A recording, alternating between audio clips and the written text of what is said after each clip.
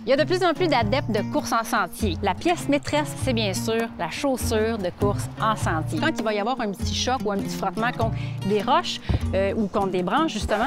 Oups! Est-ce que c'est correct? Est-ce que ça va? Ouais? L'orgueil plus qu'autre chose. D'abord, la course en sentier, ce qu'il faut savoir, c'est que ça se fait bien sûr avec une chaussure et non pas une botte. Et un des critères à regarder qui est très important, ce sont les crampons. On n'a pas le même type de semelle ou de crampons avec une chaussure multisport ou une chaussure de course route. Ce qu'on souhaite, c'est d'avoir une bonne accroche. On veut une bonne adhérence et c'est ce que les crampons plus agressifs vont nous permettre. On remarque aussi que sur les chaussures de course en sentier, il y a un renfort à l'avant, sur les côtés aussi. Donc, quand il y a un choc, entre autres, contre des branches ou des roches, bien, ça va permettre une protection supplémentaire.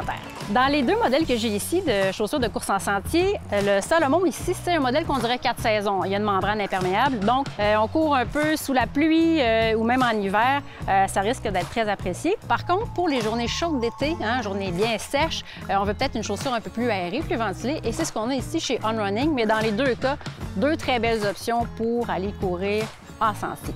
Quand on a trouvé notre meilleur ami, notre meilleur allié, la paire de chaussures qu'il nous faut, après ça, il y a quelques vêtements et accessoires quand même. Donc, les vêtements, on les veut légers et respirants. On va penser aussi à avoir une casquette peut-être très pratique. Les modèles que j'ai ici sont compacts, légers, ça se plie facilement, ça se range dans une poche sans aucun problème. Si la météo est un peu moche, on peut peut-être penser à avoir une veste imperméable, coupe-vent, légère, compressible, qu'on peut ranger n'importe où, qui se plie, puis on fait une petite boule, puis c'est réglé. Parlant de veste aussi, les vestes d'hydratation. Il y a de plus en plus d'intérêt pour ce type de veste-là, parce que ça vous permet de traîner non seulement, oui, de l'eau, soit dans une gourde ou dans un sac d'hydratation, mais également, il y a plein de petites poches. On peut mettre des collations, des électrolytes, des clés, votre téléphone, ce que vous voudrez, quoi. Donc, très, très, très pratique aussi.